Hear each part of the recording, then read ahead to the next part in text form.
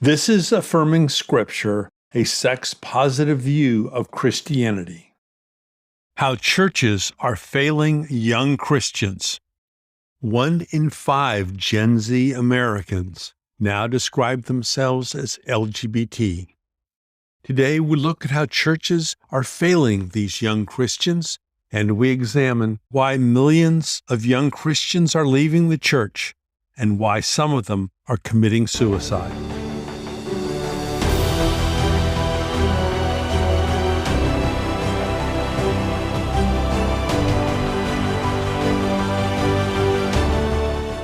Homosexual acts are intrinsically disordered.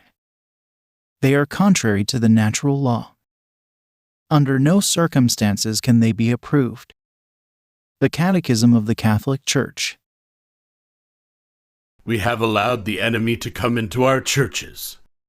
That enemy appears to be gay children, according to Franklin Graham. I'm Elton Sherwin, your host for this series. Thank you for joining us.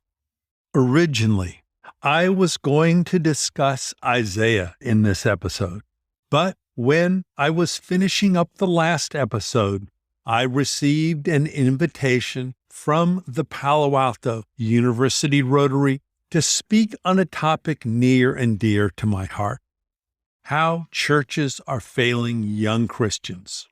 So this episode and the next two came out of that Rotary presentation. In this episode, I discussed the near universal failure of churches to deal with young queer Americans and the dramatic decline in church attendance. In the next episode, we will deal with the teaching of purity and abstinence doctrines and the damage they have done and continue to do. Then, in the third episode of this series, we will discuss an alternative to these purity and abstinence doctrines and how unmarried Christians can have God-honoring sex and need not live a life of celibacy. On to today's topic: how churches are failing young Christians. There are some surprisingly large benefits to attending religious services. Unfortunately, there is a dark side to religion, particularly for some young adults and members of the LGBTQIA+ community. Most healthcare professionals and even many pastors underestimate the near miraculous health benefits associated with church attendance. In one of the largest studies of its kind, a team at Harvard's T.H. Chan School of Public Health analyzed data from more than 74,000 women collected over 20 years.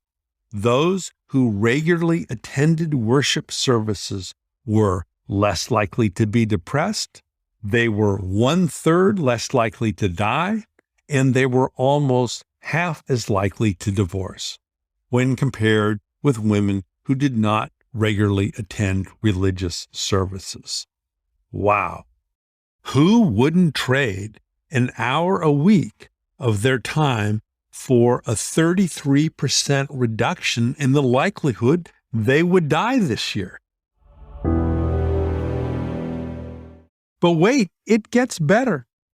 In a press release about a separate study, the Harvard School of Public Health announced religious upbringing linked to better health and well-being during early adulthood.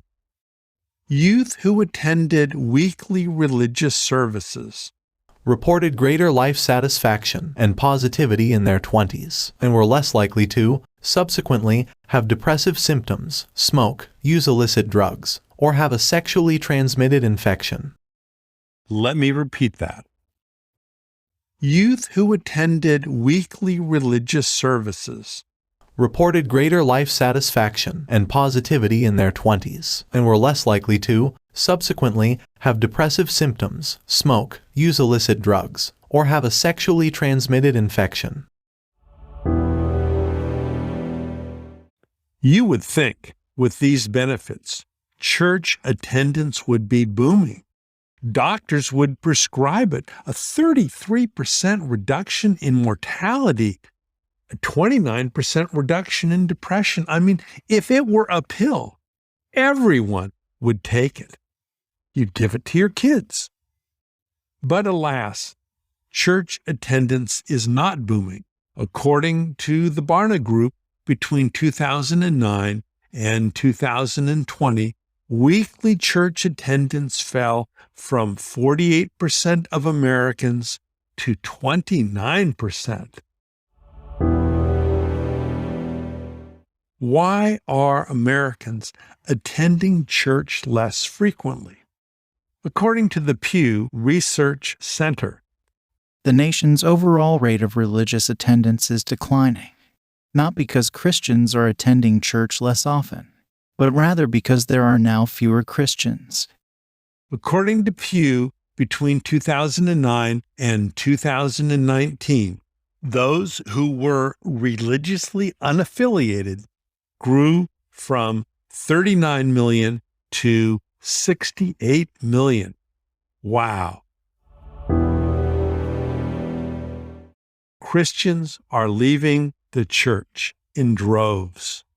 And this exodus is being led by young people. According to Pew, in my parents' generation, only 10% of America said they were religiously unaffiliated. Today, millennials, my children's generation, 40% say they are religiously unaffiliated. This church exodus probably has many factors. However, today I will look at two related reasons that damage many young Christians, cause some to commit suicide, and cause millions more to leave the church. Reason number one, the treatment of sexual minorities. Many young Christians feel themselves as allies of queer people. Almost all Americans, all young Americans, know someone who is a sexual minority, and everyone sees them on TV, at the Olympics, as sports commentators, in politics, as military officers, on Modern Family, Johnny Weir, Mayor Pete, etc. They just don't feel like the enemy that they did to our parents or grandparents. And many young men no longer feel threatened by gay men. Many young Christians who feel themselves as allies of queer people are not going to be part of churches that won't let their queer friends get married. Today, what we call non-affirming churches. They instinctively sense the ungodliness of refusing to marry sexual minorities and of refusing to ordain sexual minorities and telling sexual minorities they are sinful unless they are celibate their whole lives. Even in very friendly and welcoming churches, most kids figure out that if their church won't marry same-sex couples, their church must think that something is wrong with queer people. And even if they have not read the research, many young people instinctively know that conservative churches are not safe places for their queer friends. And the research bears this out. The benefits of church attendance do not accrue to queer kids. For queer children, the more devout, the greater the risk. As HuffPost said, Chilling study sums up the link between religion and suicide for queer youth. a chilling study sums up the link between religion and suicide for queer youth. Wow. The increased risk of suicide for queer children appeared in a broad spectrum of churches, apparently including some that are liberal, welcoming, and profess to be inclusive. My advice to parents of queer or questioning children is to find a church that celebrates children like yours, where they will have role models leading various ministries, particularly middle school, high school, and young adult ministries. A recent Gallup poll, the link is in the notes, found that 21% of Gen Z identifies as LGBT. Gen Z, sometimes called Zoomers, includes almost all Americans in middle school, high school, and college. So 1 in 5 of these students and young adults describe themselves as LGBT. Most healthcare professionals, parents, and pastors fail to realize the dangers and risks to a child who grows up thinking that they are flawed in the eyes of their God. The anti-trans movement sweeping through conservative America makes it all the more important that queer and questioning kids go to churches that publicly celebrate these rainbow children. I fear the anti-trans movement will cement the decision of millions of young Christians to permanently leave the church behind. If I were the parent of a young queer or questioning child, I could not imagine taking them to a church that was not celebrating who they are or who they might be. Churches that refuse to celebrate same-sex weddings are unlikely to be safe for queer children. As we will see, these non-affirming churches, these churches that refuse to celebrate same-sex weddings, seem to have the most sex scandals, and they may not be safe for women and children as well. You don't have to be a statistician to sense the animosity. The following quote from Franklin Graham is read by Descript. We have allowed the enemy to come into our churches. We have allowed the enemy to come into our churches. That enemy appears to be gay children, according to Franklin Graham, the son of Billy Graham. And from the official Catechism of the Catholic Church. Basing itself on sacred scripture, which presents homosexual acts as acts of grave depravity. Homosexual acts are intrinsically disordered. They are contrary to the natural law. Wow. This biblical case against gay men is incredibly contorted. In my podcasts, particularly episodes 1 through 5, I go through the clobber verses line by line, showing that they do not condemn consensual adult relationships. I was making sure that I was quoting the most current Catholic catechism that states, Homosexual acts are intrinsically disordered. They are contrary to the natural law. That is the current Catholic catechism. But as I was searching for it, I found this heartbreaking story. This is from the Human Rights Campaign website. In September 2015, the Vatican's Congregation for the Doctrine of the Faith. This is the same crew that Galileo ran afoul of.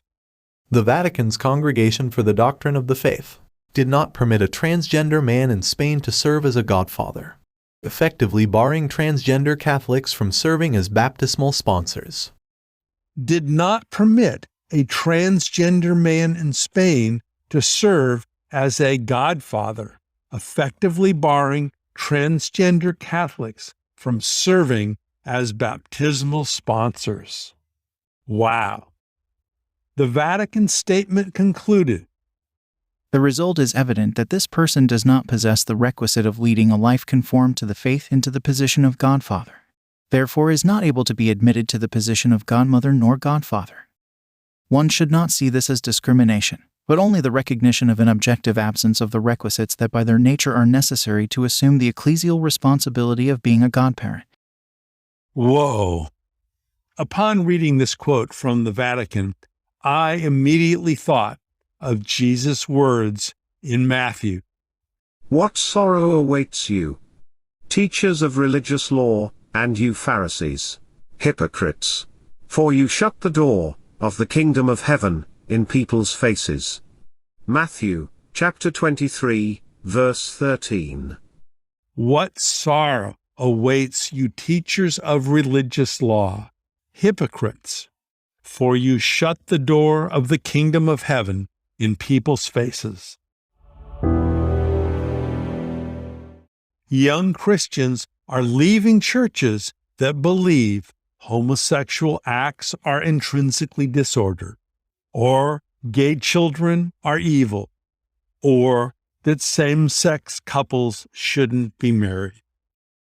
And young Christians are leaving churches that believe trans people cannot be godparents.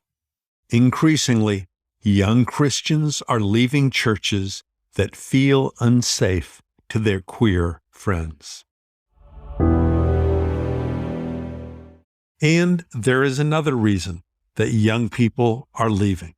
We will cover that in part 2 of how churches are failing young Christians, the problems with purity. Here is a short excerpt. This is from Julie Ingersoll in her article, Inside the Purity Movement and Its Effect on Evangelical Women, read by Descript. A common example comes from youth groups and summer camps where a pastor or camp director passes around a chewed piece of gum, telling the young women if they fail to protect their purity, that is how they would appear to a Christian man looking for a godly wife. If a Christian woman has sex before marriage, she will appear like a piece of previously chewed gum to her Christian spouse. Wow!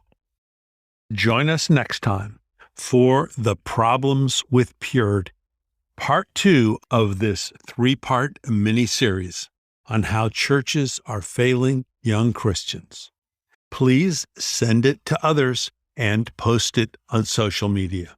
I'm Elton Sherwin, your host for this series. Thank you for joining us.